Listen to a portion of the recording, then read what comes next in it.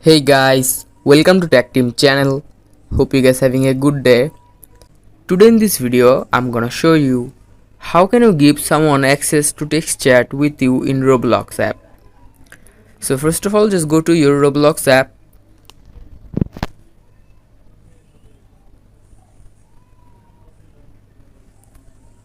Now just click the bottom last three dot icon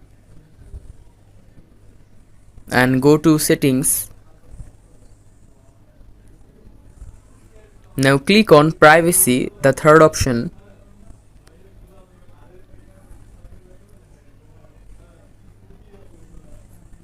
Now in the communication option, here you can see who can text chat with me in app. Click on no one and select friends, the first one. So guys, that's how you can give someone access to text chat with you in Roblox app. Hope you find this video helpful. If you find this video helpful, then give a thumbs up and don't forget to subscribe Tech Team channel. Thank you very much for watching the video.